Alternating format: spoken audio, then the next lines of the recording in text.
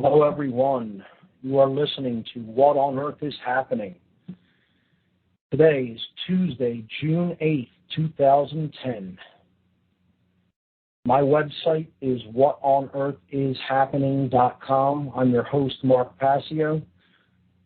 The network website is revolutionbroadcasting.com. And the call-in number for this show, if anyone wants to call in at any time, there are no taboo topics here. You could talk about whatever you like. The call-in number is 724-444-7444. Once again, the call-in number, 724-444-7444. When you call in, you have to give the call ID number. The call ID number for this show is 83515. That's 83515.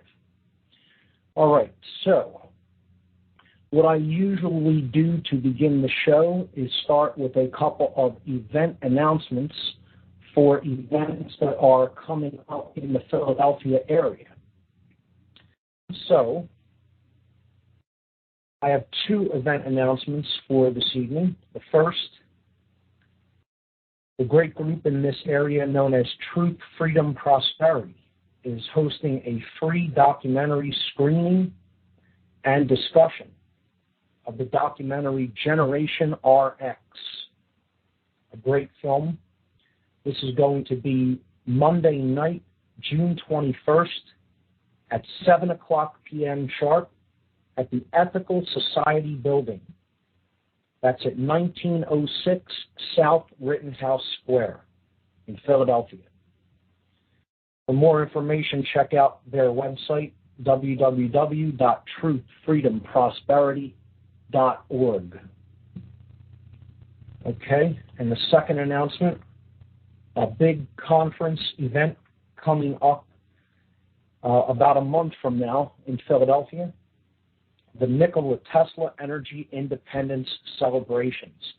And if you don't know who Nikola Tesla was, you're going to hear about him a lot on this show, and I'm going to keep telling you about him because he had the answer to many of our problems when it comes to energy generation and distribution. And the things that are going on in the world right now, like this Gulf oil disaster in the Gulf of Mexico, need not have ever occurred had we listened to the wisdom of someone like Tesla, who was a genius that was far ahead of his time.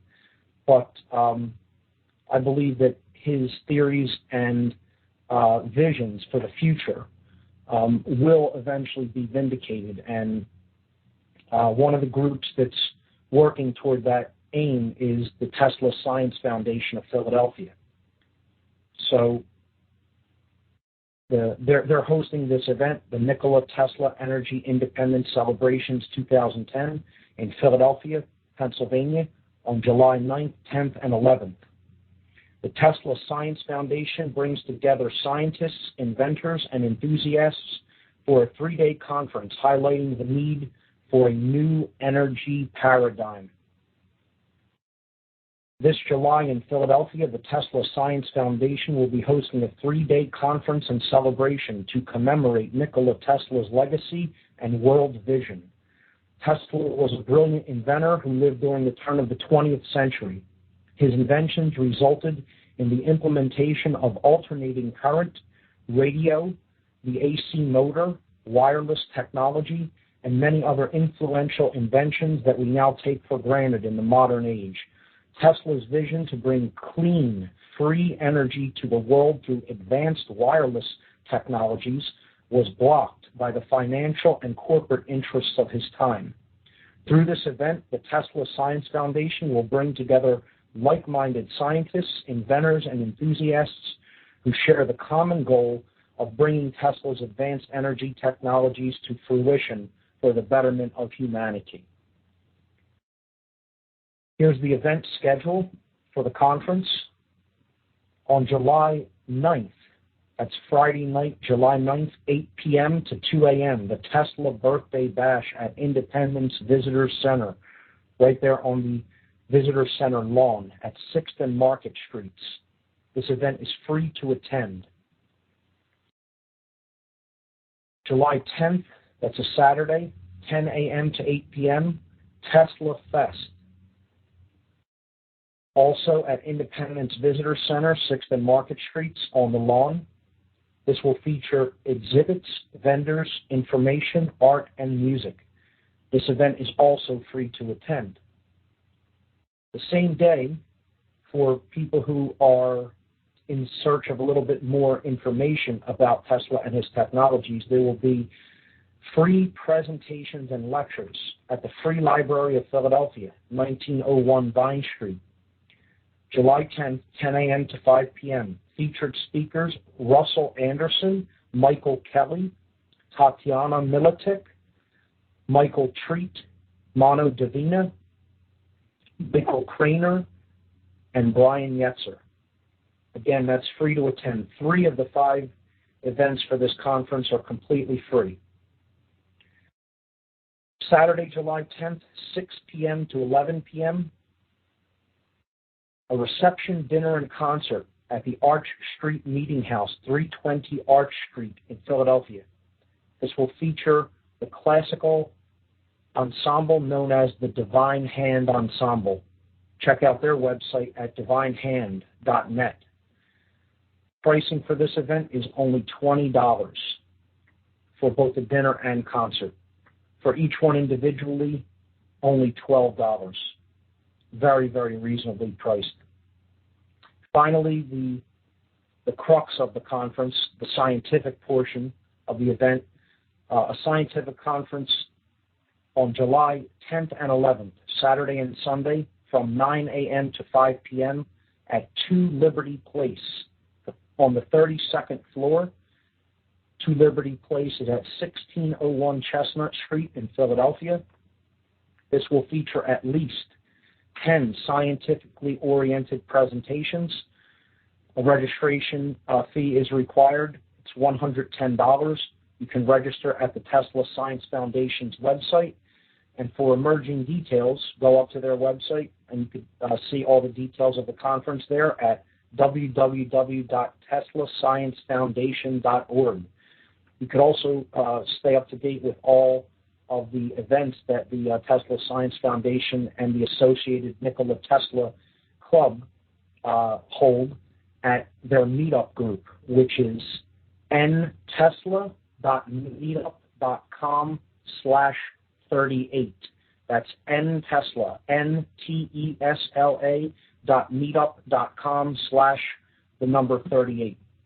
Those are the event announcements. And in case anybody didn't realize, yes, we are broadcasting an hour earlier. This is the new time slot for the show. Revolution Broadcasting wanted to carry the whole show live, so they bumped me up an hour so that the show can be carried fully live on the network every Tuesday evening from 7 p.m. to 9 p.m. Eastern Time. So that's why we're an hour live, and that will be the regular slot for this show from here on out. So what I'm going to do tonight is I'm going to cover a lot of material. However, I'm going to in doing so, recap everything that we've covered thus far, or generally most things that we have covered thus far on the show and on the archive shows in the podcast feed. So if you want to hear in detail some of these concepts, you can listen to all the previous shows. They're all archived as a podcast on my website at whatonearthishappening.com. But the topic for this evening really is going to close the very abstract and I guess you could say spiritual side of what I do here on the show, which is basically talk about the causal factors that contribute to the present condition of the human species. We talk about our ability to tell truth from falsehood and how this is directly related with issues of human freedom.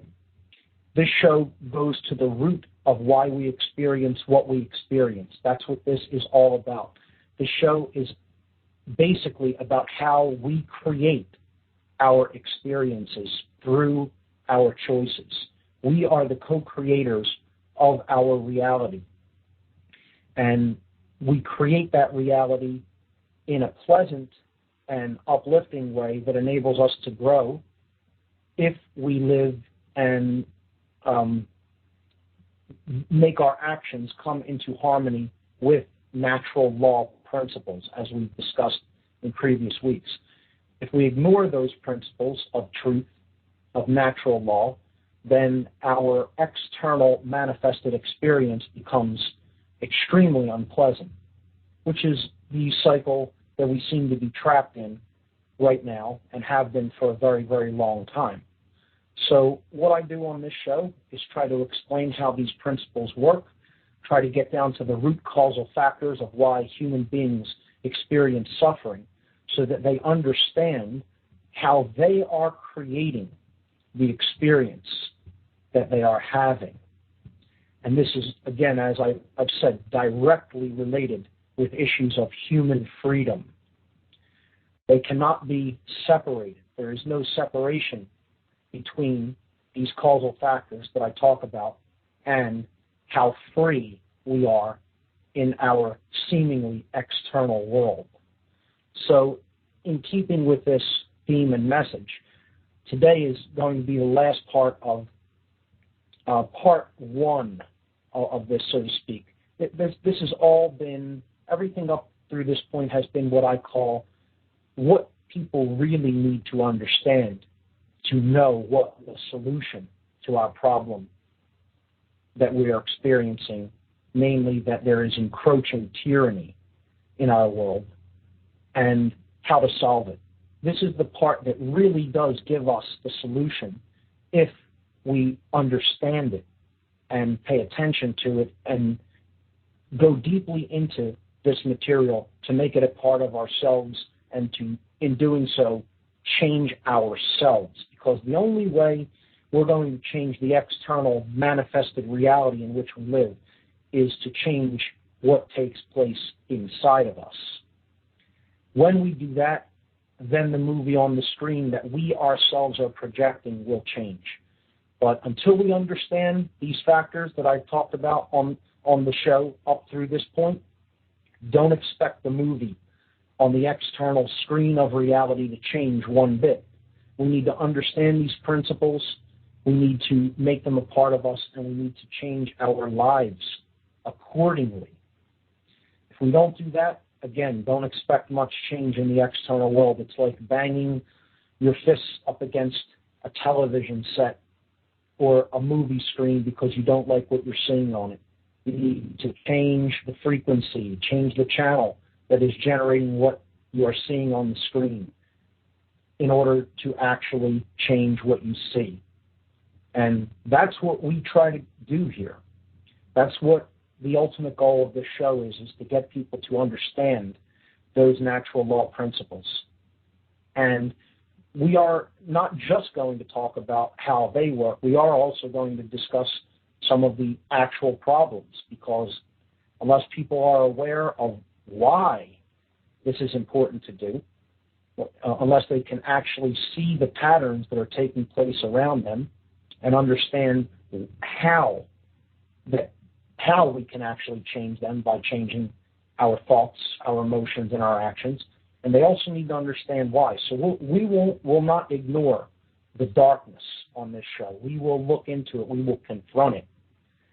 And we will confront that shadow that is part of all of us. And we will work with it to transmute it. So what the topic of tonight's show is going to be is, I guess it's a culmination of everything we've talked about thus far. We are going to discuss the qualities of who and what we really are. We are going to discuss the qualities of the higher aspects of self. And we're going to compare and contrast these qualities with what I call the illusory self, the self that is the lowercase s self, the self that is trapped in illusion, that is trapped in fantasy, that is trapped in identification with the ego and the roles that one plays in life, versus understanding the true higher identity of oneself in consciousness. So we could title the topic of the show, Higher Self versus Lower Self. This ultimately gets down to the question of who are we truly? Who are we truly? Because as I started off on the very first show,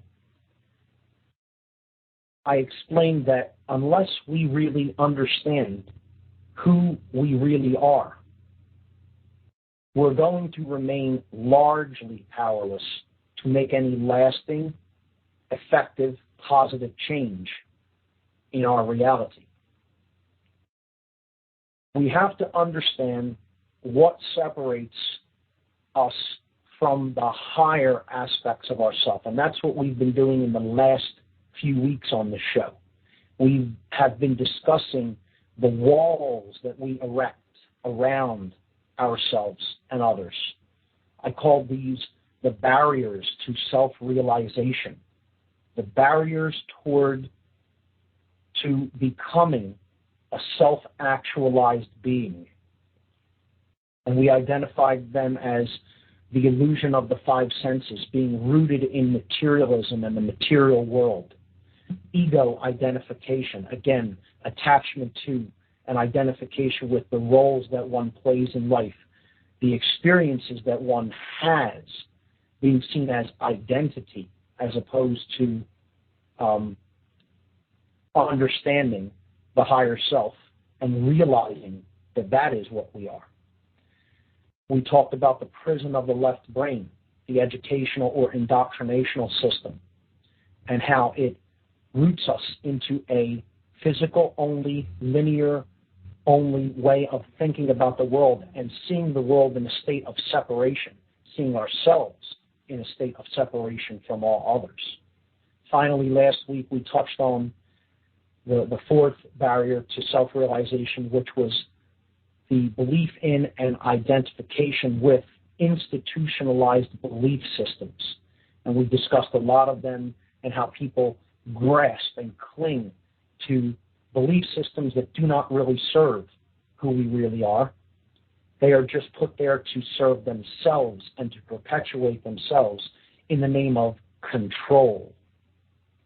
And once you get into that pattern, basically you're contributing to the dynamic of fear, which can only lead to chaos. It can only lead to suffering in the external manifested reality that we share. So we covered a lot of different institutionalized belief systems. We talked about believers in the monetary system. We talked about believers in religions. We talked about control-based institutions like the military and the police, and how these are all essentially different forms of mind control. And we will get into, in the next few weeks, the multifaceted methodologies of mind control and how it works, because I have studied it extensively, and I'll be having some guests on to talk about it in future weeks. Again, up through this point, the show has largely been laying down abstract information, conceptual ideas that are important to grasp, to have a firm command of, to understand deeply and integrate them into our worldview if we're going to understand how this solution fits in to what we're going to need to do going forward if we're going to solve this global problem of human sickness that is creating a diseased condition all over this globe. So this is a critical component of it, understanding the higher self versus the lower self. That is what we're going to discuss tonight. So I see that we have a caller on the line. Let me just give the call-in number one more time if anyone wants to call in. The call-in number is 724-444-7444. That's 724-444-7444. The call ID number that you have to punch in once you call is 83515. Call ID for this show is 83515. All right, so we have a caller. Let's see if this works. Beyond the Info War, you are on. What on earth is happening? What on earth is happening, Mark? That's what I keep asking myself. How's it going? This is Bob. Bob, how are you, man? I'm doing well, thank you. It's refreshing to hear you on a little bit earlier. We got the full 2 hours now on Revolution Broadcasting, from what I understand. Yes, that absolutely. Is crucial. It is great to hear. Great to hear from you, Bob. How are you doing tonight? I'm doing well. I was just listening to a lecture that David Wilcock, a lot of our listeners know about David's information, and he did a lecture at Project Camelot. Project Camelot had a speakers and whatnot in an event that they put out, and I was listening to him. He's got a lot of interesting things to say, a lot of quantum physics and time and a lot of complicated things, but, you know, as I'm sure you know, Mark, I'm a consciousness explorer, and that's a big part of this is getting in touch with our relationship to the earth and to creation, and figuring out, you know, ourselves in order to see how we're all connected and progress. Absolutely. I'm familiar with David's work, and I really like it a lot, and I think he does have a lot of great things to say, and I encourage people to check him out. David Wilcock, if you're not familiar with him, is definitely a person who is trying to expand people's horizons and their visions of what is possible, and I would definitely encourage checking out his work for sure. Absolutely. So, you know, I just thought I'd mention that to you, and I you know, midway through the lecture, I realized that your show was on at its new time, so I decided to check in on it and hear how it was going. And as always, it's great to hear your show on the air. And what's going on for tonight's show? I didn't catch the beginning. Well, I'm going to basically go into probably what I would consider the last or the wrap-up of the entire part one of the information that I, you know, convey about the nature of what's taking place, which I call the solution. This has all been consciousness-related material, material that is about who we really are, material that is about the forces that are at work in the world and the causal factors that relate to what we're experiencing. So this show is going to focus on the qualities of the true self and how they compare and contrast with the qualities that are expressed through the lower vibrational self, or the self that is trapped in ego and illusion. Yeah, and to harp on the ego, you know, I think that if we continue to support the oil-based, scarcity-based, you know, energy system that we have, we're going to continue to kill the planet.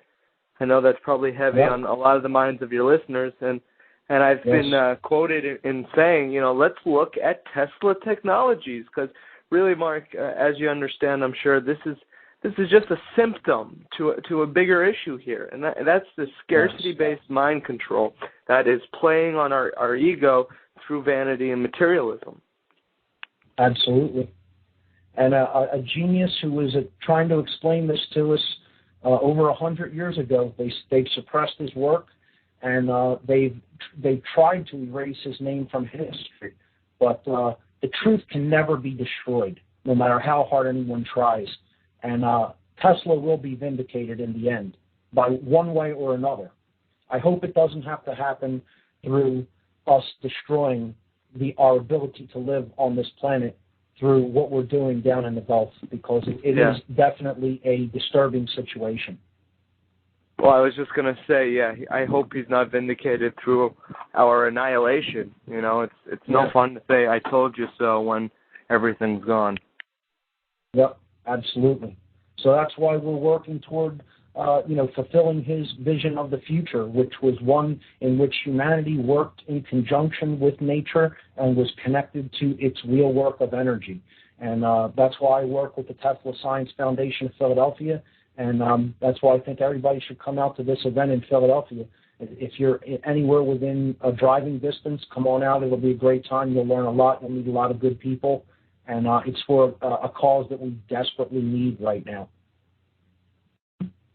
You know, Mark, it's funny that you mentioned that if anyone's in driving distance, because I've recently come across this dilemma myself, both for a Gulf of Mexico cleanup in which I had to drive over 9 hours to attend, using oil. You know, I don't have one of those vegetable oil cars yet. And there's another event for social activists such as ourselves in Detroit that I want to attend. And I'm in Florida, by the way, folks.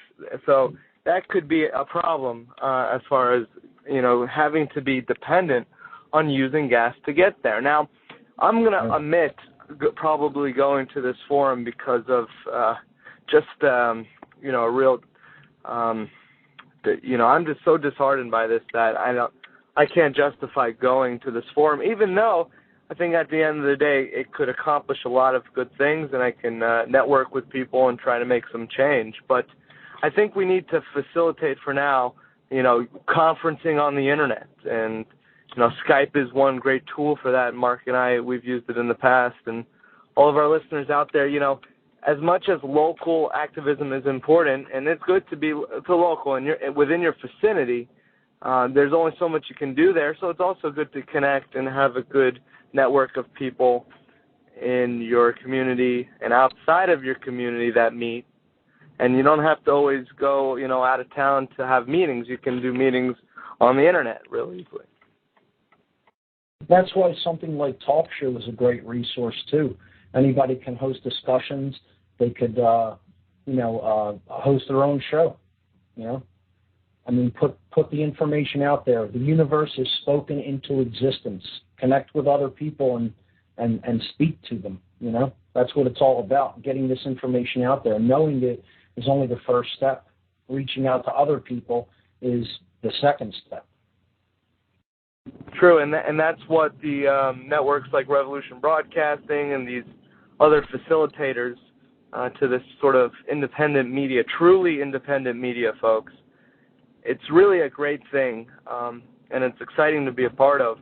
And one of the folks that are really, supporting new initiatives in this sort of independent media field are republicmedia.tv. And at Republic Media TV, they are going to be featuring What on Earth is Happening, and you'll notice as you go on the page there that they have a big link of What on Earth is Happening right there on the featured links.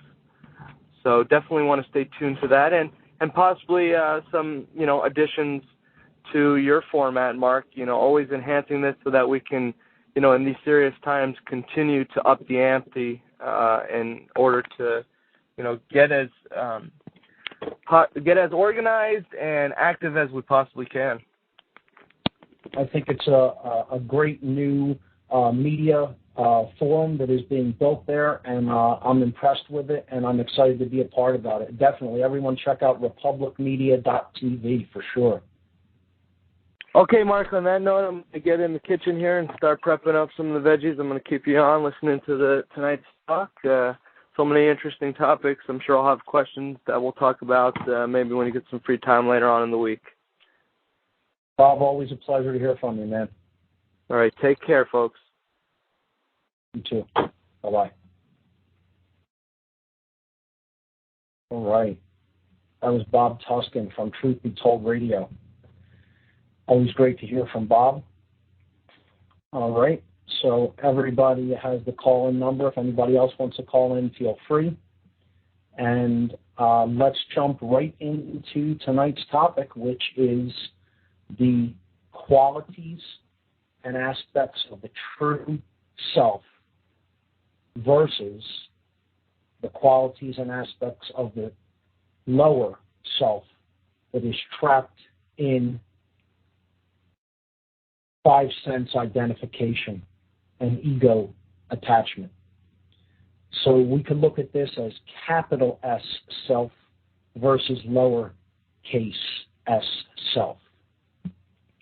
So the true self, a self-actualized being, someone who has, we've heard the term woken up, someone who has really come online and connected with higher levels of consciousness in the universe. It is breaking out of the prison of mind.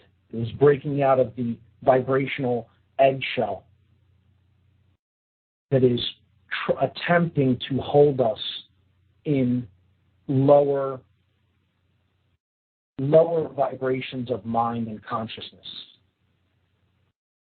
And that form of mind control is the only real way that you can keep a person from connecting with spirit, from connecting with, again, higher consciousness. You can only do that ultimately through mind control, because the mind is the aspect of self that links us, that links the body to the spirit or the higher self. So what we're going to talk about is, what are the qualities of this higher self that we aspire to reach to, aspire to merge with, and to know more fully? Well, the higher self exists in the state known as non-duality. And we've talked about what that is, but I'll go over it again. Non-duality means that one understands that really there's no separation between the self, lowercase s self, and other lowercase s selves. That really there's no difference between anyone on this planet. They are all consciousness. They are all an aspect of the whole that is experiencing itself in this construct that we call living on the earth, living on a planet in the cosmos. There really isn't any separation at a very high energetic level, a high level in consciousness. Non-duality also means that this being, this self-actualized being, has come to a state of consciousness in which their thoughts, their emotions, and their actions are essentially unified as one. They have made these three qualities of their consciousness, the three expressions of their consciousness, into one. And what this means is that they are not in contradiction with each other. In other words, the being is such that as they think, so they feel, and so they act. And there's no contradiction between those three expressions of the being. In other words, they don't think one thing and know it to be true, and yet do something else. Their actions are in harmony with what they think and feel. So they don't say, oh, well, I believe in this, and I feel that this is right, and I know that this happens to be the case, yet I'm not going to do what I know to be right. I'm not going to live in a way that I know that certain things are going on that I should or should not be a part of. I'm going to do something that is against those things because of this reason or that reason or that reason. So the person is torn within. They are in a state known as internal opposition. They are not at one with the thing that it is most important to be at one with, the self. So non-duality, recognizing that there is no separation between oneself and others.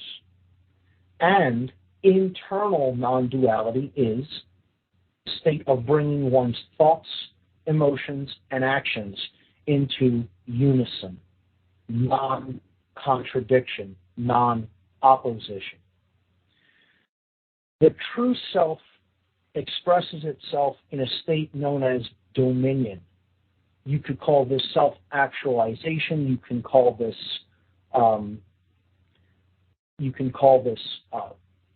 true self-love. You can call it sovereignty. There are many different ways to say the state. And again, it is simply rulership of the kingdom of self. It is having control over your own thoughts, your own emotions, and your own actions, which are really the only things that you are, in point of fact reality, allowed to be in control of. Because you are the steward of the physical vessel in which you inhabit, in which your higher self inhabits. And therefore, you have control over what you think, what you feel, and how you act in the world. The goal of which is to bring those three things into unison with each other, and when they are, you can actually then manifest at a much greater level that which you wish to manifest. So the true self is in a state of non-duality, and it has attained this condition known as self-ownership, self-rulership, dominion, sovereignty. The true self understands what true freedom is. It doesn't have an erroneous definition or a limited definition of human freedom. It knows that true freedom is really the absence of self-imposed suffering, of self-inflicted and self-created suffering by one's refusal to acknowledge and live in harmony with natural law principles. So the true self understands what true freedom is. The true self works toward that goal. So the true self is doing what has been called the true great work, as the alchemists referred to it, as very positive, light occultists have referred to it as. Now there's a dark great work, which we'll get into in future weeks, but that's not what we're talking about here. We're talking about the goal of actually working toward achieving true freedom. And this is freedom at all levels, not at one level. You know, a big New Age movement idea is as long as you're free in mind, it doesn't matter what happens to your body. Nonsense. Nonsense. This is to get people to stand down and not actually take proper action in a physical, worldly sense. True freedom is freedom in body, mind, and spirit, all simultaneously, because the true self recognizes there is no separation between those things either. See, there's another New Age and it's a very religious mind control aspect that the body is to be renounced and rejected. We shouldn't bring our thoughts toward what's happening in the physical world, but only focus on the spiritual. That's equally as nonsense as saying the physical world is all that exists and there's no such thing as spirit. One is a form of left brain imbalance, the worship of materialism and physicality, and the other is a form of right brain imbalance that totally rejects the physical and would let the body fall into disrepair and physical freedom fall into disrepair, which is partially responsible for the state that we're in now as a species. So these two worldviews come from two different kinds of left brain imbalance. True freedom, again, and the understanding of true freedom is freedom across all those scales of expression. In spirit, spirit's not going to be bound. It is free. It is freedom, period. So nothing can bind that. But there is binding that has been accomplished through covert manipulation and mind control on the mind of many of the people on this planet. And there is also limitations on physical freedom. Of course, we see this playing out every single day for anyone who's paying remote attention. So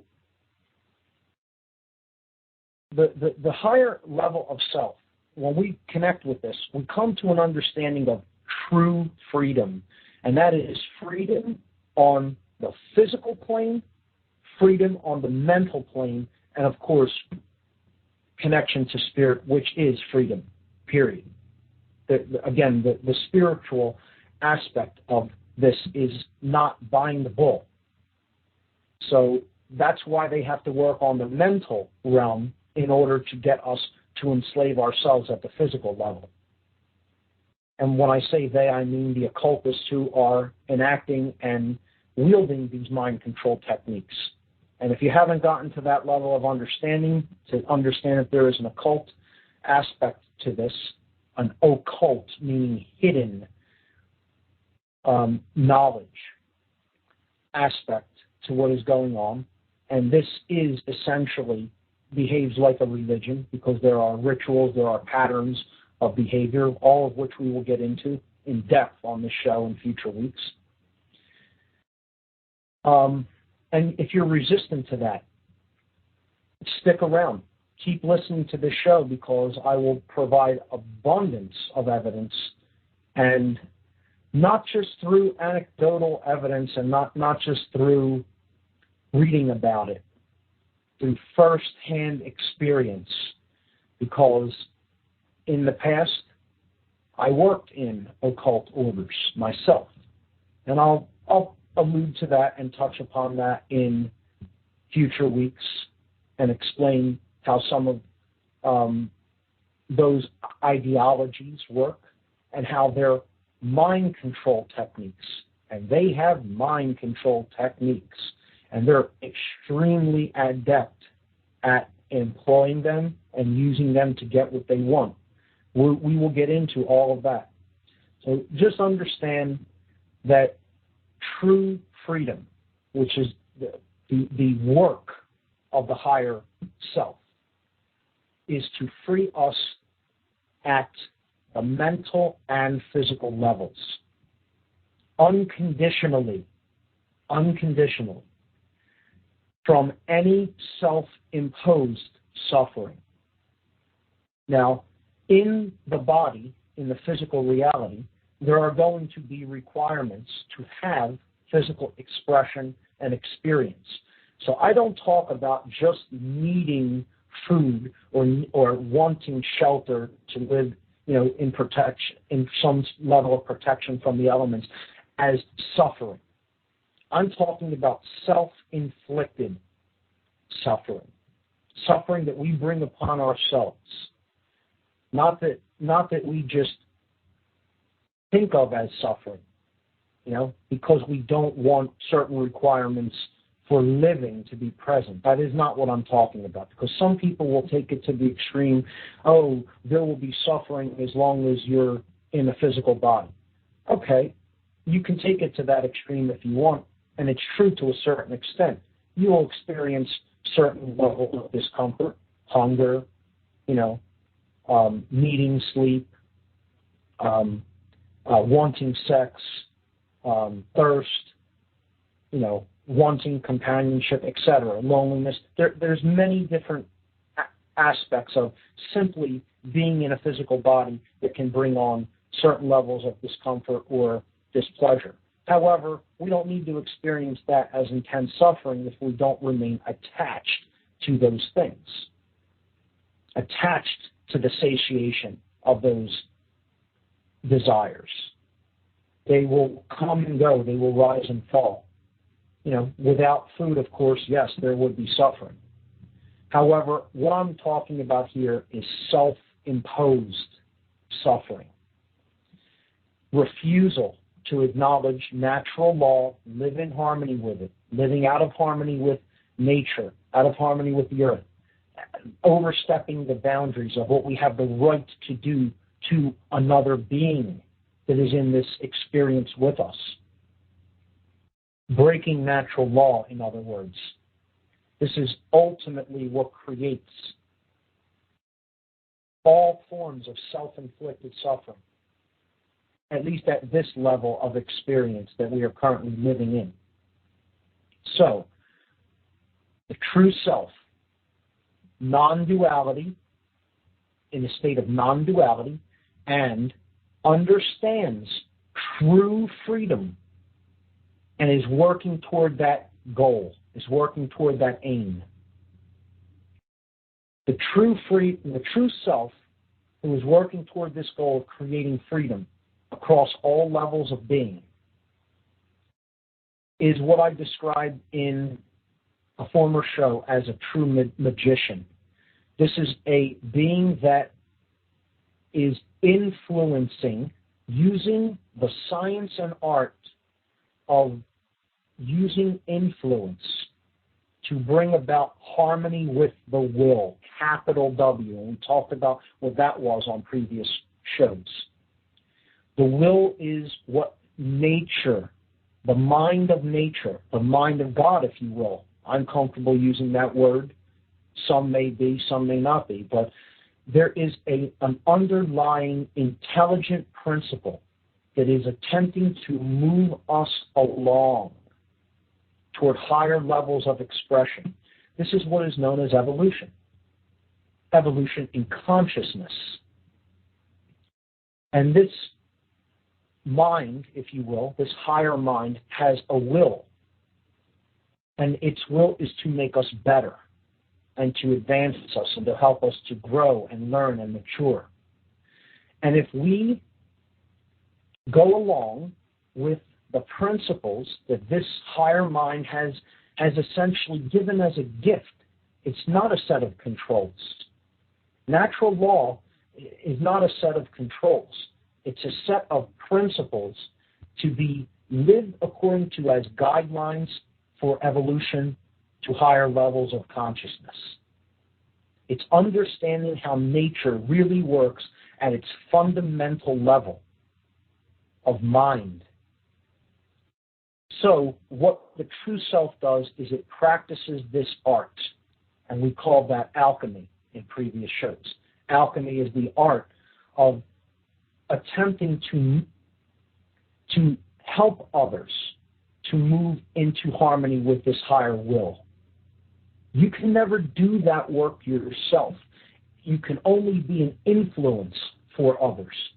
So if you understand how those principles of natural law works and the principles of this higher mind, what they are trying to do for us as a species, you can help, you can align yourself with them, and then you can help others to align themselves with them by showing them the techniques you used, by speaking the truth to them, by putting the word out, putting the good word out there that it doesn't have to be like this.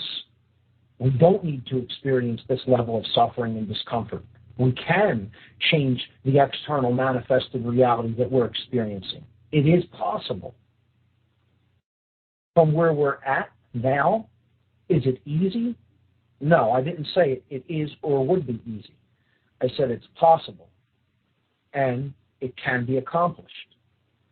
The more people that get on board with that, the more effortless it will become. Right now, since so many people are convinced that the exact opposite is true, that there's no such thing as truth, that there's no such thing as natural law, that there's no such thing as a higher will, there's no such thing as the authority of nature itself, but we continue to believe in man's authority as the highest expression of all that is. We're going to have a real rough time of it if we continue to exist in that state of consciousness. So the art of alchemy, which is what the true self practices, it practices this art. It strives to become better at it because it knows this is the only game in town to really affect the minds, influence the minds of everyone that is currently at a lower level of consciousness, to help to bring them up, extend a hand down, and lend a little bit of assistance in bringing them up to a higher level of understanding. That's all you can do to make the situation better. Ultimately, the person who you're helping has to take that step for themselves. It can never ultimately be done for them. And that is, oftentimes a source of frustration, because there has to at least be a spark of the will within that other being. They have to have at least a desire to want to become better. And, sadly, many people have really, that's been largely extinguished in them, sad to say. And they actually are living a life of total quiet desperation and believe that nothing can be improved upon from where they are at. There's always room for improvement, and it's always possible if we have the desire and we employ the will to do that. So the true self practices this art of assisting in the great work of betterment of the soul qualities, which is known as alchemy, to bring about deeper accordance with the higher will. The next quality of the true self is that it is truly concerned with the alleviation of suffering for all, not just for the individuation of consciousness that it is expressing, meaning the lower case S self, like me personally. Yes, I don't want myself to suffer, but I have come to the level of understanding that as any are experiencing suffering, I am suffering. So that's what the higher level of self is seeking to help us to come to an understanding of. That if even one is experiencing suffering that is inflicted by themselves or by other people upon them, we are all suffering. There is no separation between self and other. So if one person is suffering, all are suffering. Literally, we are connected. If you look into the meaning of the word connected, con is a prefix in Latin that means together or with.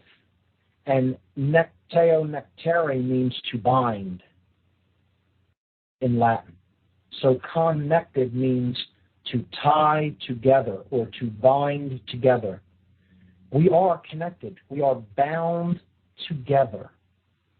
And the only way we're getting out of this condition is if we turn that corner and reach enough people that we understand collectively in enough numbers that the road we're heading down is leading into a blind alley.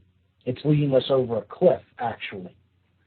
And we turn that around because we understand that we're creating suffering not just for ourselves, but for all. We're creating suffering in the world, and that affects everybody. And people who don't understand natural law or who are deeply trapped in ego, they are not concerned with this principle. They are only concerned with their own comfort level, sadly. And they will do things and can be made to do things that are totally creating more and more suffering for many, many people. And they don't have the right to do that. They think they have the right. They believe in their ignorance that they have the right to do that. But nothing will ever make it so in reality. They're just really trapped in that control mentality that they are privileged and that they have a right and an authority, an inherent authority to control other people. So the true self connection with the true self will help people to eventually break out of that mindset by understanding that as anyone else suffers, so they themselves suffer. It's a very hard realization to come to. Most people, not all, but will only come to that level of realization once they themselves have suffered so much that they've practically hit rock bottom, that there is no place else left for them to go down in suffering. And that is how I myself experienced that level of understanding. I did not get this the easy way. For anybody thinking that. Didn't happen that way, folks. I took the left-hand path. I took the long way around, the long way home, you know? And it was years of enormity of self-inflicted suffering to a point where, as I've said before, there were only two places to go. Death or reverse course, admit that I was wrong, and move upward from there. So that's what I chose. I didn't choose death. I'm here speaking with you now. And I learned a lot of things on the way back up from that point. But I think most people are so... I consider that I was a mild case, believe it or not. As strange as... For those who didn't know me back then, it's difficult to even convey, you know, how bad it got.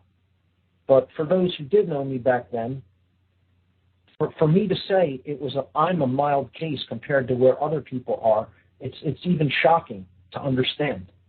Because if it took what it took to get me out of my level of rebellion against higher will and against natural law, what would it take for some people that are so far beyond the condition that I was ever at?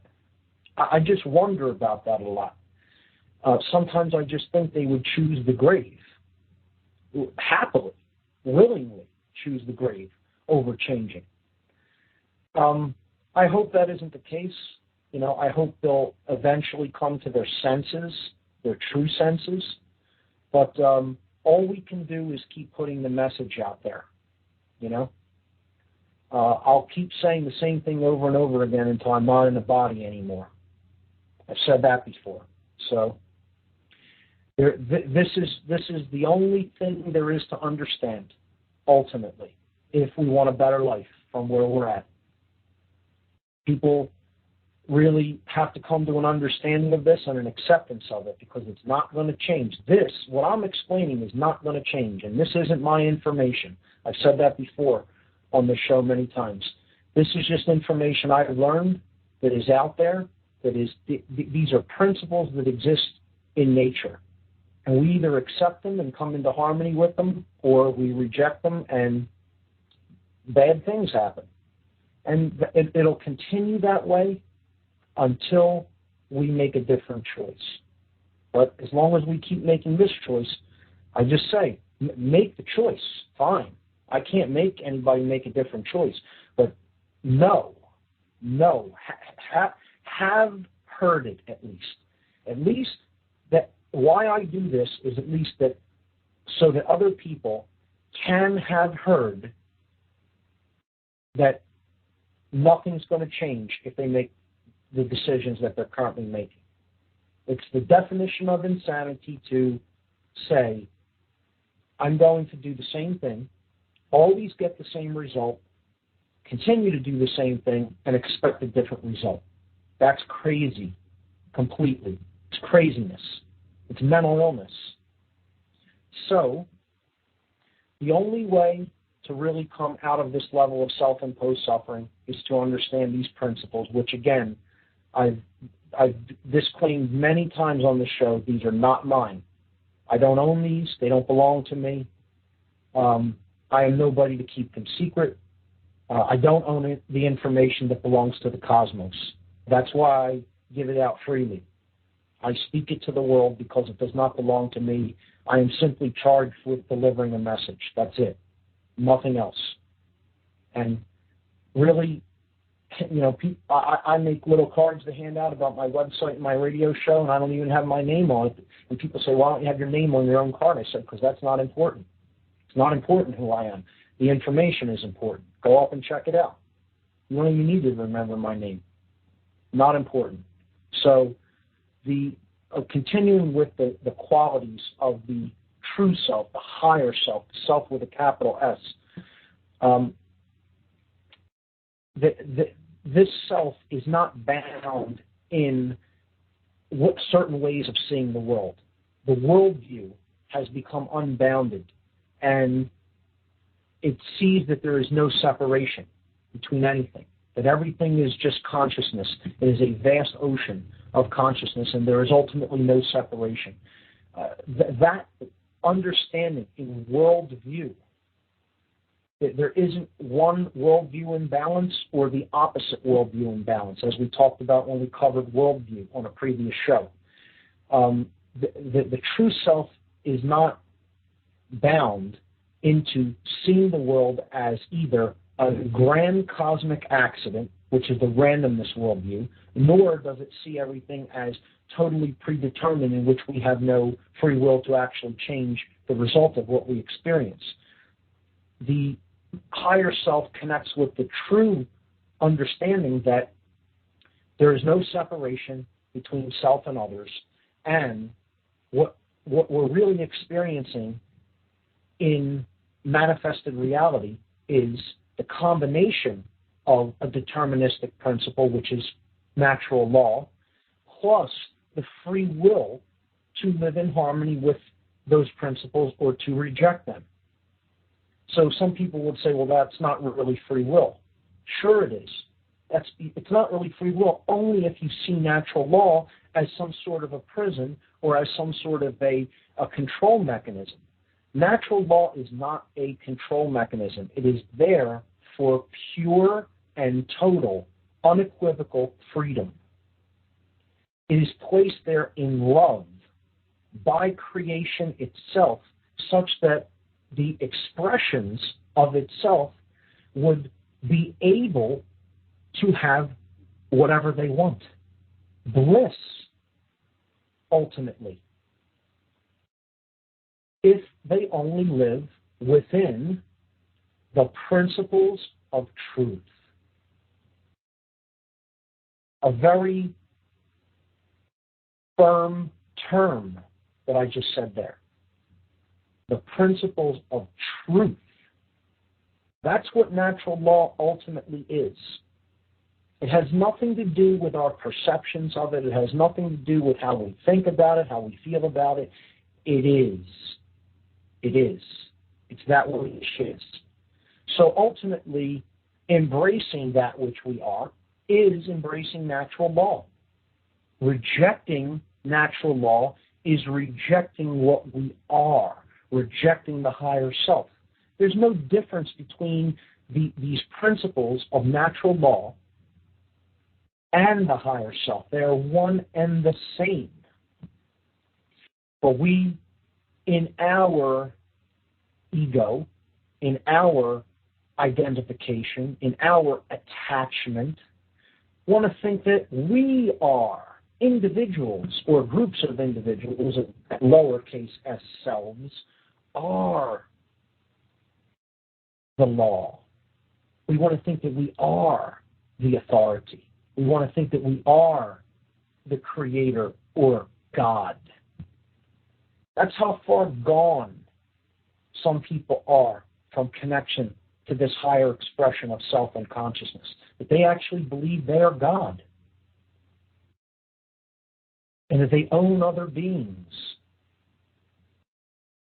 So, to go back to the qualities of this higher level of expression, the higher self, also is not operating on only a percentage of its faculties, meaning it uses the entire being, the whole brain, the whole, all of the energy centers of the being, not just the mind.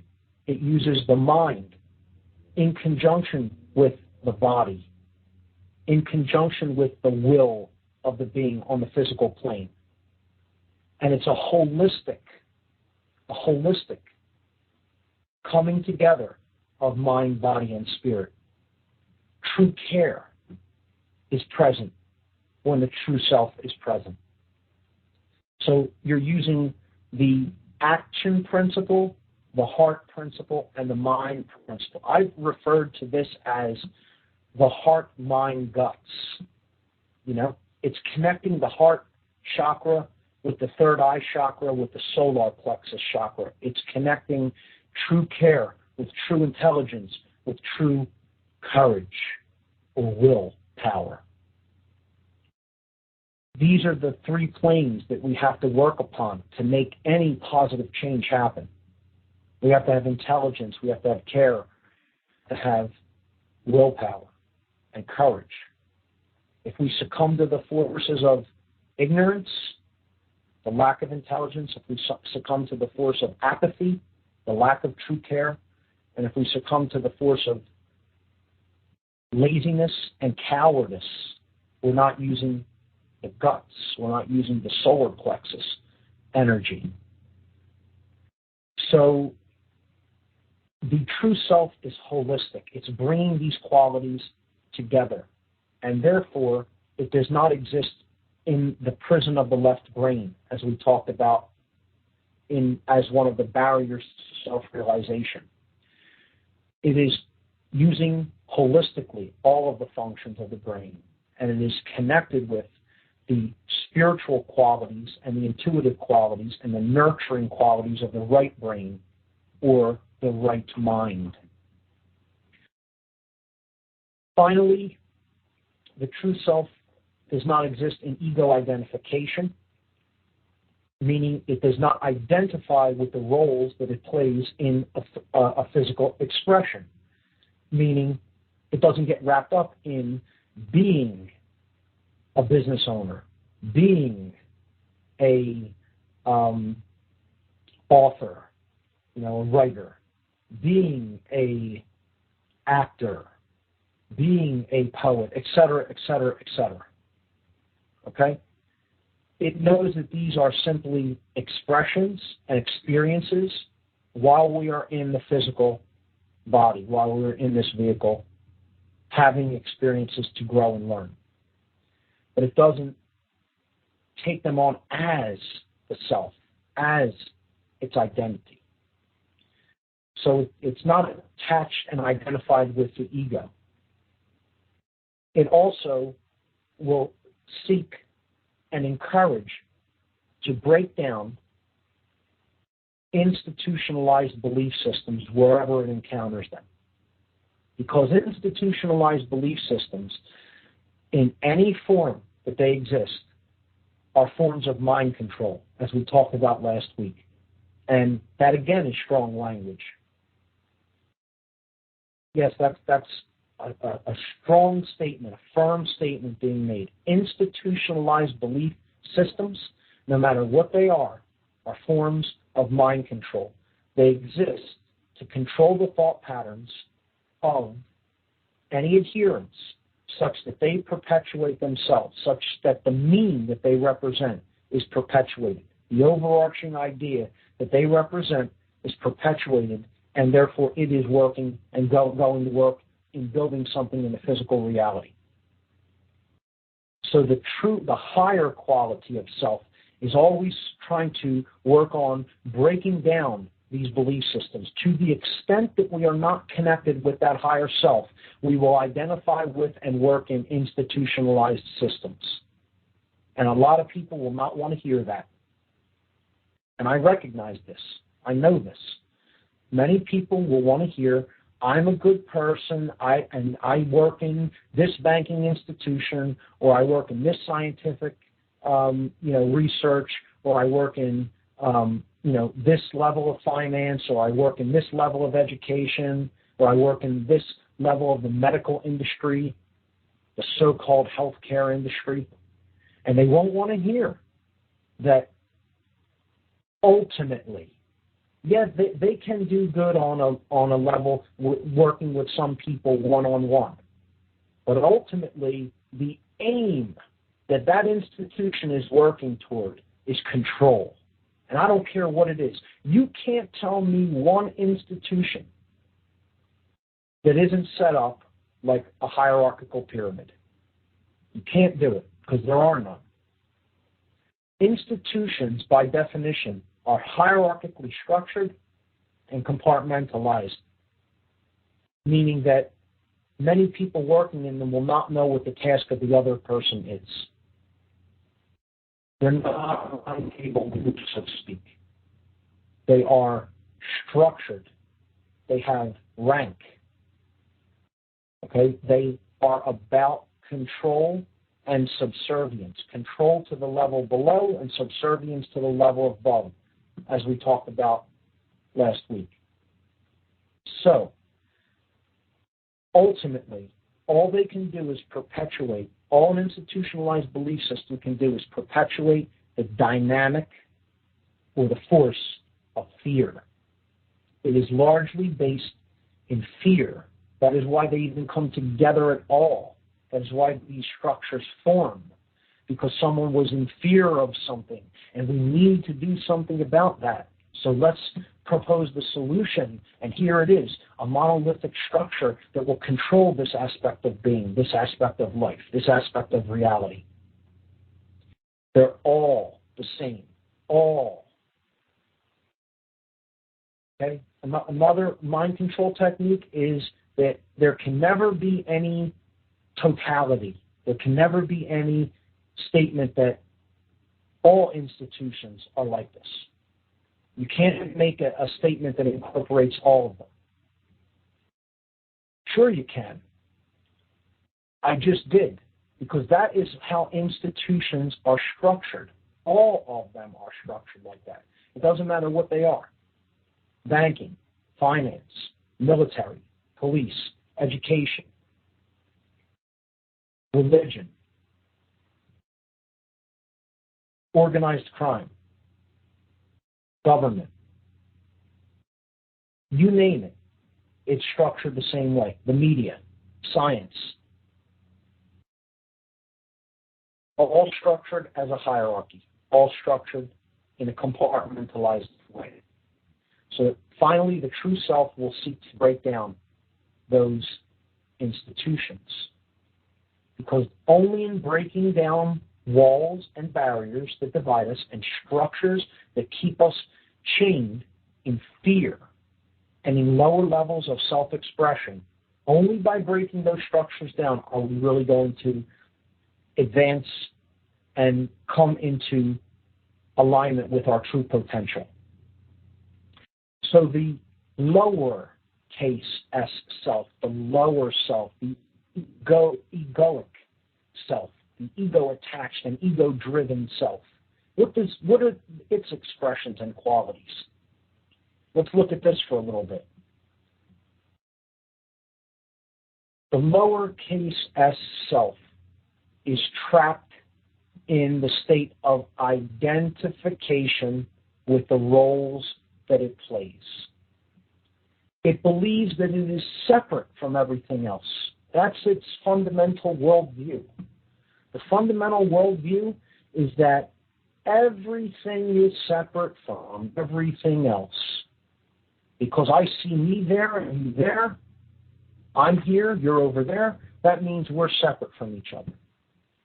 What I do to affect me isn't necessarily going to affect someone else that I don't know or that I'm not directly affiliated with or connected with. Everything exists in separation. A worldview either skewed toward the left brain of pure randomness, that everything is an accident, there's no such thing as natural law. Everything can be reduced to a mechanized. The universe is one big mechanical construct, a big machine. It's not alive. There's no such thing as consciousness. Pure separatism in consciousness. The right brain aspect is, okay, God created everything and it's separate from us purely, and this force or being completely controls everything. We have no say about what happens. We're just in this, and something's being done to us. And the Creator is separate from the creation, and we have no free will. Ultimately, this is just, again, like a machine, and we're just along for the ride. This worldview, both of these imbalanced worldviews, they both reflect a state of total separation consciousness, pure separation consciousness. So that is the worldview of the lowercase self. This expression of being, this trapped consciousness, exists in a state of internal confusion all the time. It doesn't recognize patterns, whether they take place within the being, in their emotions, in their thoughts, and it doesn't recognize patterns in the external world. It has no idea what's going on, essentially. This is a person that has no clue what's actually taking place around them, or within them for that matter. They're not awake at all. They're in internal opposition. They can be made to do things through various methods that they will state against how they really feel. In other words, oh yeah, I'll say that my morals are a certain way, that I believe that this is good and this is true and this is right, but throw me enough money and watch what I'll do. Offer me enough money. You want me to hurt that other person in some way? How much? You want me to go and take that person's property, to give it to you? Okay, how much? And some people's price is cheaper than that. Some people, you just have to pay them a meager salary. And as long as they can get to be dominant and aggressive and, act like a brutish thug, pay me a meager salary by even today's, standards of what, what most people are paid in the corporate world anyway. And, I'll go and do whatever you tell me I'm allowed to do. No sense of true morals. Only concerned with what they get out of it. Only concerned with one's own lowercase s self-comfort level and one's, extended family, maybe, their immediate family, and that's about it. If that. To some who are completely trapped in a psychopathic mindset, they don't even care about the people they're around at all, let alone working toward helping anybody extricate themselves from the condition of self-inflicted suffering. They could care less. They don't have qualities of being connected with true intelligence, true care, and true will. These things are meaningless to someone who's trapped in the ego. They've never even heard of these things. Many people have never even heard and could not tell you anything or give any example about what consciousness is at all. They could not, that word is meaningless to them. They're concerned with their physical survival only. Their physical survival only. And the survival of their own. Their own, in quotes. That which they see as, this is mine. That out there, that's other people's. That's other people. But all I'm going to worry about is my own comfort, my own survival, and maybe the survival of my immediate family. That's it. If that, like I said. the illusory self. And this is a person that is trapped in pure illusion. None of what they think is real. They believe in fantasy because they bought lies about who they are, ultimately. Again, I started this show a couple months back explaining what was written on the oracle at Delphi in Greece. That it says, how do you expect to know other wonders if you do not know the wonders of your own house? In you is hidden the treasure of treasures. Know yourself, and you will know the universe. Know the self. That is what someone who is trapped in the illusion of all the constructs that other people have built up around them and brainwashed them and mind controlled them into believing. That is what this lowercase s self has no concept of, the true self. What they're talking about when the mystery school said know the self is know the higher aspects of self. Understand who you are at a higher level. It also means understand the physiology, understand how energy works through the body, understand, what you need to do to take care of the vessel. Of course, you don't dismiss the physical. But it's ultimately know the self, capital S, self. So these qualities are extremely important to know and understand. And it's equally as important to understand the qualities that are expressed through this illusory self, this cut-off aspect of being, cut off by the walls they themselves have either erected or allowed to be erected around them by believing what other people have told them. And we've all done it throughout our lives to one extent or another. We're born into that. It's very difficult not to ever fall into that unless you're fortunate enough to live in an isolated culture that doesn't teach nonsense like most of the Western cultural world teaches, and the Eastern culture as well. Mind control is everywhere on this planet, folks. Doesn't matter where you're born. There's a few isolated pockets of indigenous cultures that may be teaching a healthy worldview to people, but it's a rarer and rarer thing. And that's why to come out of it is magnificent and is miraculous. And it shouldn't be understated. We should give credit where credit is due to people who have emerged from this lower state of consciousness and raised themselves. Whether they've done it wholly on their own or they had help in doing it through mentors and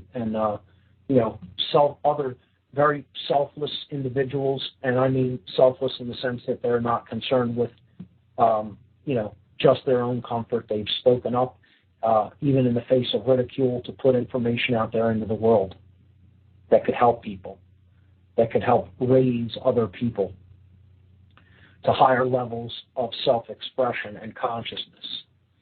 So we need to understand these lowercase s self qualities, these egoic qualities, if we're going to help people transmute them and come out of them. So the lowercase s self, the egoic self, can't even envision true freedom. They don't know what freedom is.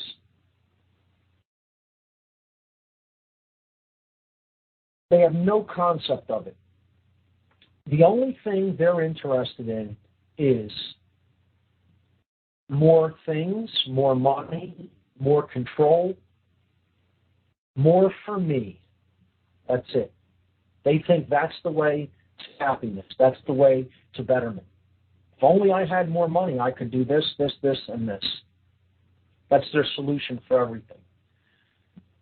If you ask anybody, what's your solution to this problem, and they say money, to any problem, and their answer is money, they're trapped in this level of consciousness, in lower self-consciousness, because they're in a state of internal opposition. And that's all driven through fear. Fear is ultimately what keeps somebody here. That's the force that's behind this. Fear is the force that keeps people enslaved to this level of consciousness. Now, the lowercase s self that has come into a little bit of cleverness, a little bit of left brain intellect, and they have certain information that other people in the world don't have access to, will employ the opposite art that the true self employs. They will employ the art of sorcery, which is manipulation. Sorcery is mind manipulation, employing the technique, the science, and art of influence for self-important reasons, for self-serving reasons. And I mean lowercase s self. So they may learn how to influence people, but it's only because they want to get them to buy something. They may learn how to influence people because they want to get them to do something that they want them to do. Forget the higher level will. Doesn't matter what it wants. I want somebody to do this. I. Me, I. That's what the lowercase s self is all concerned about, all the time. So they will use the art of influence and manipulation in a negative aspect, not to align anyone with the higher will, with true balance with nature, but they will only employ these techniques to align other people with their own selfishness, their own selfish, egoic, self-serving will with a lowercase w. Huge difference between that and the higher will. The lowercase self is trapped in the left brain largely. There are cases of people in this condition that are in the right brain as well, but it's rarer. They're trapped in the prison of the left brain. And of course, they work through and continuously reinforce, they accept, they work through, and they continuously reinforce whatever institutionalized belief system that they're a part of, or whichever ones can help serve their self-serving aims and goals. So institutional belief systems to them, perfectly acceptable. They don't care whether it's a form of mind control. They don't care who it hurts. They don't care whose life it destroys. If it puts money in my pocket, I'm all for it. If it gives me a job, I'm all for it. It kills lots of other people, so what? It harms lots of other people's minds and brains? Who cares? Is it doing something good for me? Am I benefiting? Well, then let it continue. Wonderful. Great. Let's have more of the same. Let's have more of this. Because that person who's suffering as a result of what this institution's doing, that ain't me. So who cares? This is the consciousness of the person trapped in ego. And I'll tell you what, a lot of the people in the freedom movement don't have much higher level of consciousness than that, because how many of them are working amongst institutions and corporations and saying that they want freedom, true freedom, but yet they're still doing something that is helping the opposite dynamic of what they say they want. It's a controlling institution. And again, it's not going to be a popular thing to hear. I'm not here for a popularity contest, folks, in case you didn't grasp that yet. I say things people don't want to hear because they need to hear it. That's it. The truth is ugly sometimes from where we're at. The corner we've worked ourselves into, most of us can only see the truth from that little corner that we've worked ourselves into, and from that perspective, it looks horrendous. It looks horrifying. Once we come out of that little corner that we've wedged ourselves into, we'll see it wasn't so horrifying. It was actually being spoken, and it's actually there for our self-betterment. Higher case S self and lowercase s self, because if we get connected with that higher case S self, the lowercase s self will improve its condition and its comfort levels and its understanding, and it will merge, it will come into harmony with that higher level expression of consciousness that I call the higher self. All right, so I'm going to take a break here from this explanation, and I see we have a caller, so sorry for the wait. It says Southeast Pennsylvania. All right, caller from Southeast Pennsylvania, you are on What on Earth is Happening? Well, it's more like Doylestown, Pennsylvania, but that's okay. Eric G., what's up, man? What's going on, Mark? You know, I'm sitting here, I came home, I had some barbecue, I put your show on, I was listening to you, man, I just, like a half hour and listening, you just hit me how spot on you are, man. You just nail how people are locked into this lower level of consciousness where they're institutionalized belief systems, their ego attachments, just all of it just dominates them. It just completely rules them. They have no understanding of the higher self. They're completely shut out of that realm. It's sad. And they're literally like a disease. They're a disease on society. They've been manipulated into such a condition, and this is our work, man. Our work is to help cure them, help reach out to them. You're right. What they have is a disease. See, I wouldn't say they are a disease. They are expressing a disease, and they're infected with this. This is a dis-ease. They're not at ease. They're in an illness. They have become ill, and this is what our work is. Our work is to understand how the total dynamic all works and fits together so that we are at a level of understanding that we can be of help and service to these individuals. You know, and hey, I fall prey to hating what they do more so than anybody. And if I didn't admit that, I'd be lying to everyone out there. Okay? I get enraged by it a lot of times. But we have to look past what the people do to their true selves and try to make a connection with that and reach it and transmute their behaviors by our care for their true selves. And it's harder said than done. And I need to take my own advice when it comes to that because, again, I fall prey to getting as upset about what other people do as anyone else. It's a difficult thing. Well, there's many, many pitfalls in life. Absolutely. You know, we all have our own issues. But I have another question. It seems like the establishment is really against the use of cannabis sativa.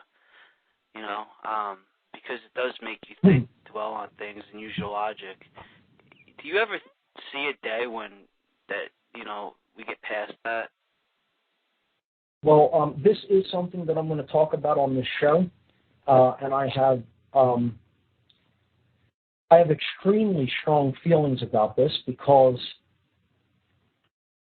think about how deep the hubris of other individuals is that would make a claim upon the consciousness of another living being. Let me ask you this. Let's say you're having a barbecue. Are you going to drink a beer tonight, maybe? Eric? Maybe more than just a beer. Okay. Well, so you're going to have a beer with your dinner, right? Now, what if I said to you, Passio, saying to Eric G., Eric, I'm telling you that you may not consume that kind of beverage ever again as long as you're alive. I'm declaring that that is unfit for your consumption as an adult human being on this planet, because essentially what I'm saying is I own your ability to judge what you wish to put inside of your body and whatever substance you wish maybe to alter your body or your mind with. You don't have that right. I am taking control over that choice for you. Imagine this. Imagine you going up to another person. Just let's say I go up to, I don't know, let's say my cousin Jason, okay? So I'm going to go over to my cousin Jason's house and I'm going to say, Jason, listen, I've determined that you're no longer allowed to eat any salt. I'm taking all the salt out of your home. Give me all your salt shakers. If I ever find you buying salt again, I'm going to hurt you in some way. I might punch you in the face. I might smash one of the windows in your car. I might break a window in your home. You might fine them $1,000, like New York's doing. Right, exactly. So imagine this. But this isn't about controlling a substance. This is about controlling a being. And it's more than that. It's about controlling consciousness of a being. It's saying your consciousness, where you may journey or have any level of experience in your own mind, belongs to me. It does not belong to you. You don't own your own mind and consciousness and body. This is a claim on your body. It's saying your body does not belong to you. You may not determine what you put into it. I own your body. I will determine what goes into it. Imagine this. See, it's a real hot topic, a button presser for me.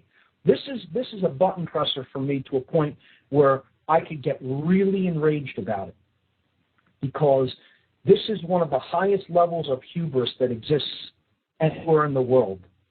That someone else owns my consciousness? Really? Really? Really? Sure you do. You own my consciousness. And that's the answer that I would expect. Like, if I said that to you, I would expect you to be ready to defend yourself. That's a claim over your actual body and mind, man. And yet there are people who will never admit that that's what it is, and will never see it that way, because they're so wrapped up in fear. It's all fear. Oh, well, you're saying you're advocating the use of this substance, and what about children and stuff? No, I'm talking about an adult human being that knows what they're taking and has the right to put whatever they want into their body. And I said, and I'll make this statement 1,000 more times, I own my body. I own my mind.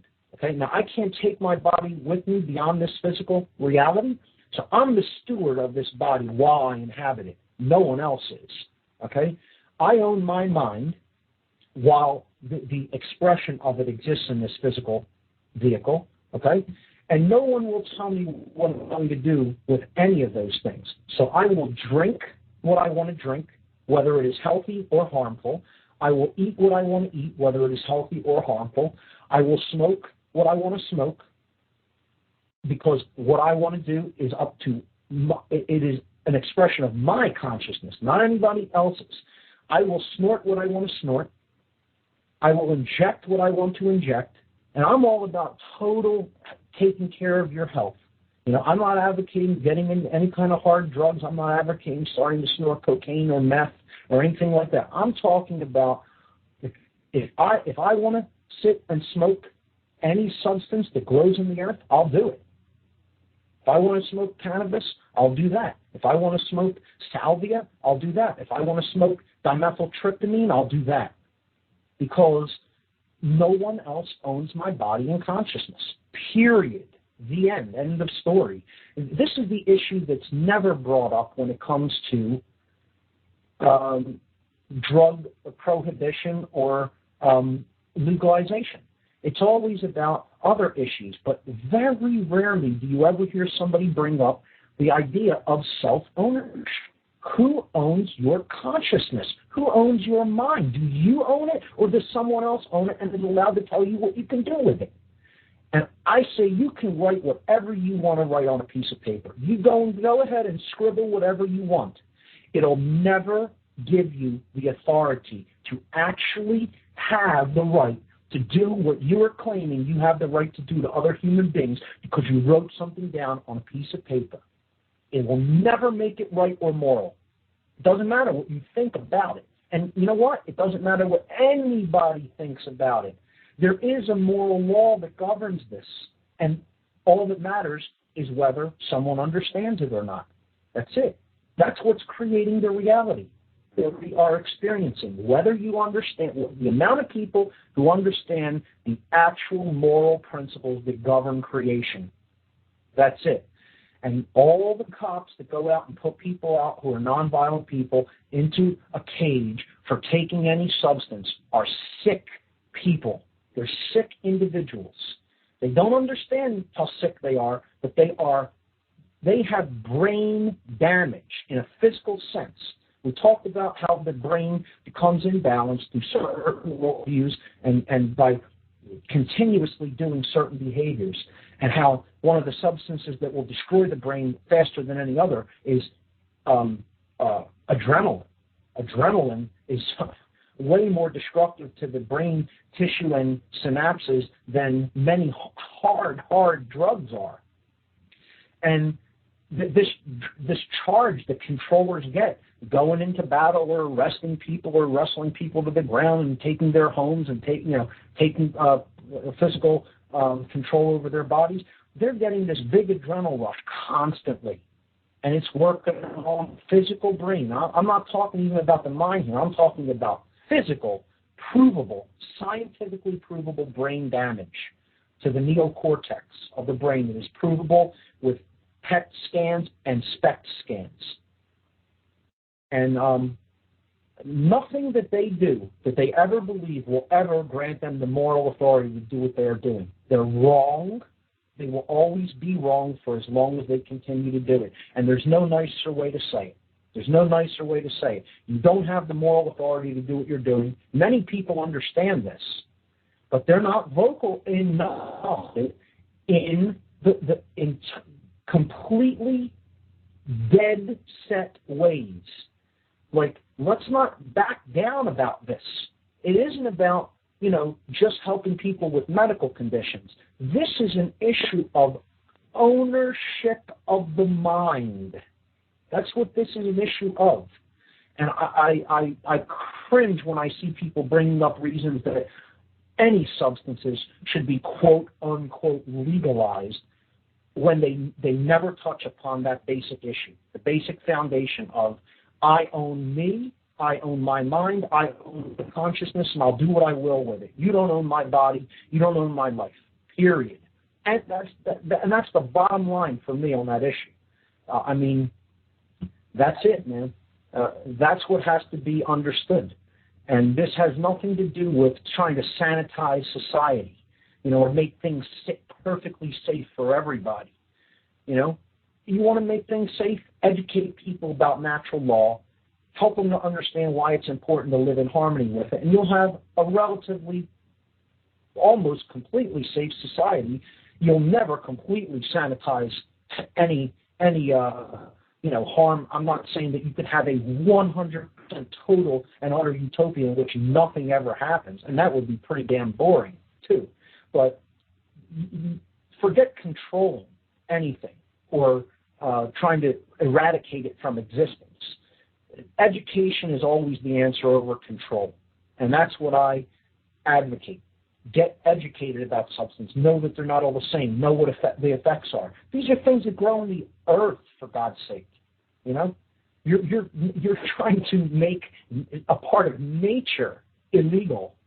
It's madness, utter madness, and it's all born of fear, all born out of fear. These people are some of the most in fear people that you will ever meet. And they think that they're tough. They think that they're big and important, and it's a child's mentality. A controller's mentality is the mentality of an emotional and spiritual child. The child, and it's sad that we have so many people like that at that level of consciousness. It's a very sad thing. These are ill people. They need help. They need treatment. They need to be cured of this. And it's tough not to hate people that think like that, man.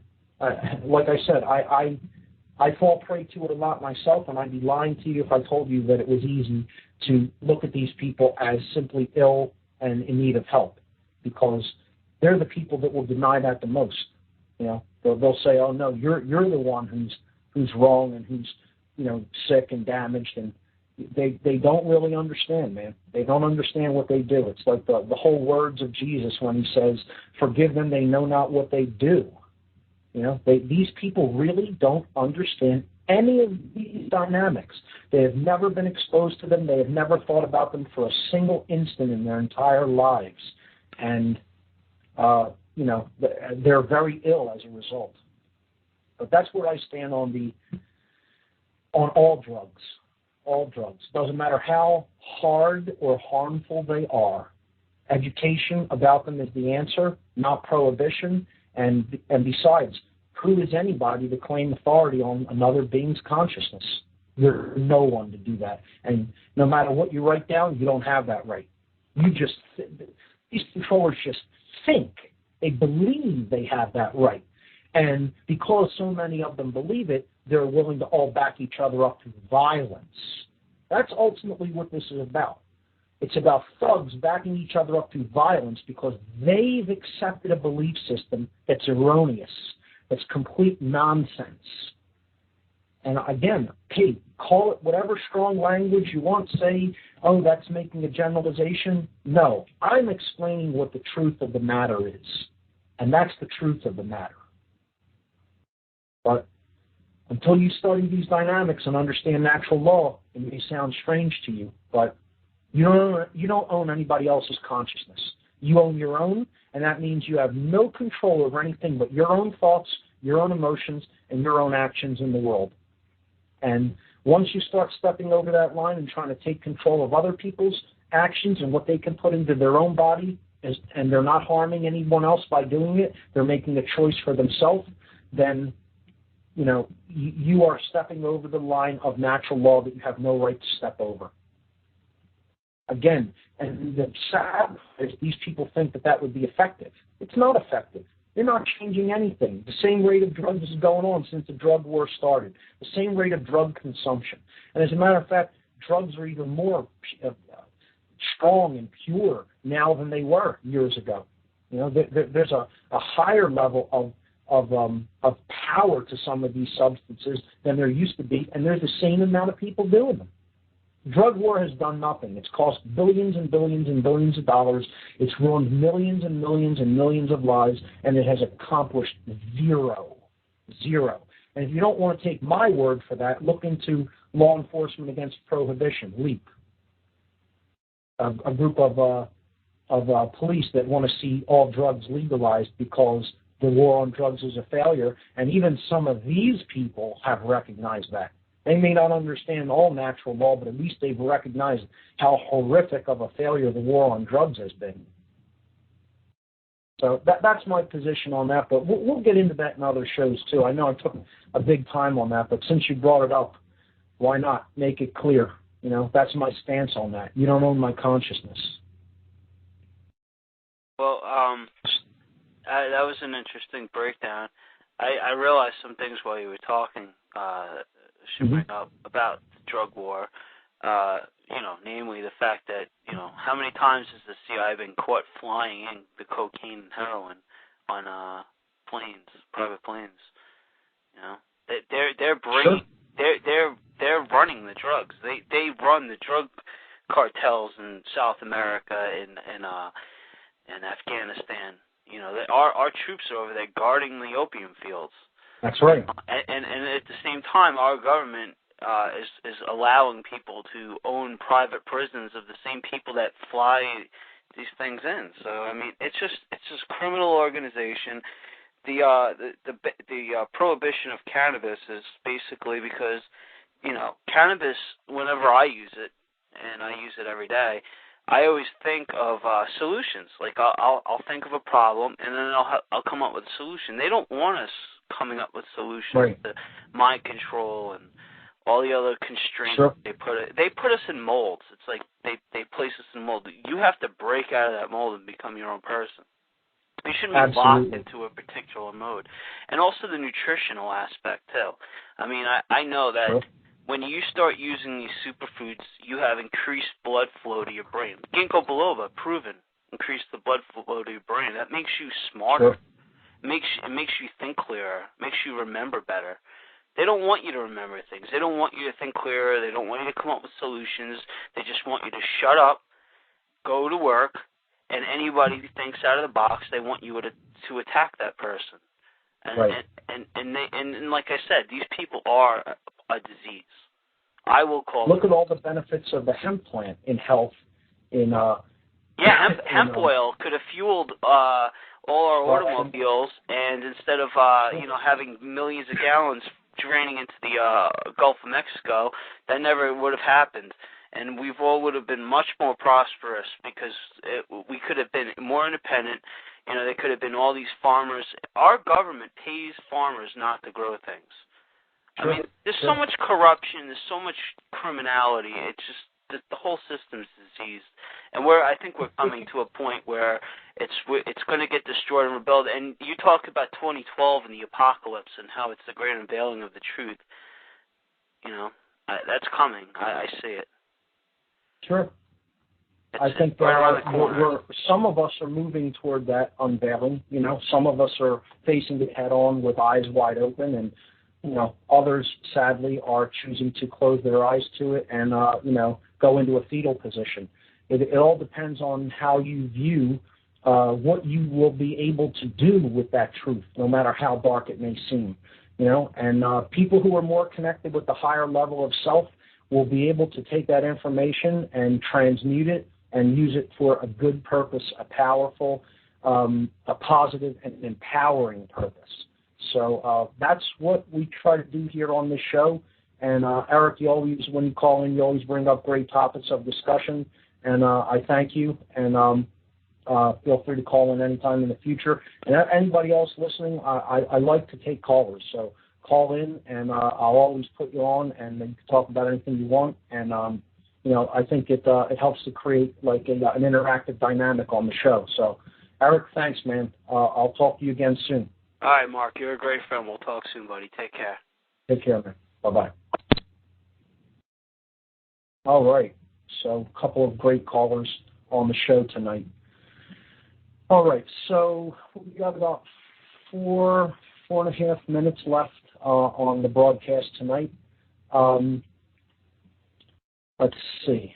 Okay, so I think I wrapped up what I really wanted to talk about regarding the dichotomy between higher level self and lower level self. And this really, for the most part, wraps up the end of the first big section of material that I wanted to get through when talking about the dynamic of what's really happening in the world. And these dynamics that we've covered thus far on this show really are the bottom line solution. These are the very core causal factors of why we're experiencing what we are experiencing in the world.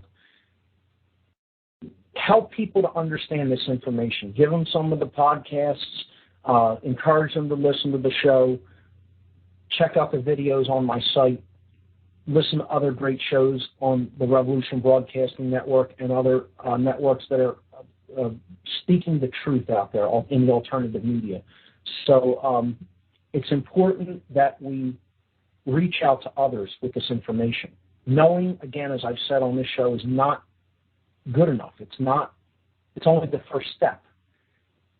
Taking the information yourself, understand it so well that you can speak it to others in a plain and clear way and in a decisive way, because that's what this is ultimately about, is a decision. People are making their decisions about which force they're going to serve. Are they going to serve the force of fear and chaos and confusion, or are they going to serve the force of light and love and order and harmony and peace and connection with higher levels of consciousness? And that is the force of love. So I think what I will begin to do on future shows is I'd like to take more callers regarding what I have discussed up to this point, and that's always welcome for anybody to call in. And I think I will begin putting the word out to get some more guests on this show. So what I will ask some listeners to do is, if you have any potential guests for this show, please email me. My email address is mark@whatonearthishappening.com. If you have anybody that would like to be on the show, I could, send me some contact information. I can get in touch with them and start, discussing with them about what they would like to talk about, and maybe scheduling them to be on an upcoming show. In future weeks, what I'm really going to be getting into is the dynamic of mind control. And I guess I'll just say it here on the show for the first time. I am planning a conference on consciousness, mind control, and occultism in April of 2011. It will probably be the weekend of April 11th and 12th. So interestingly, I believe that the first day will be 411, an acronym for a symbol for information. So look for that coming up. I have some great people working with me to organize that. And I think, guests in future shows are what I want to focus on as I start to unfold some of the darker aspects of the problems that we are facing as a species. So that's what's coming in future weeks. Again, get in touch with me at mark@whatonearthishappening.com if you have any guests that you would like to recommend for this show. And I think that about wraps it up for this week. So I'm your host, Mark Passio. You have been listening to What on Earth is Happening. My website is whatonearthishappening.com. And the network that this show is carried on is Revolution Broadcasting. Their website is revolutionbroadcasting.com. I'll see you here next Tuesday at 7 p.m. Good night.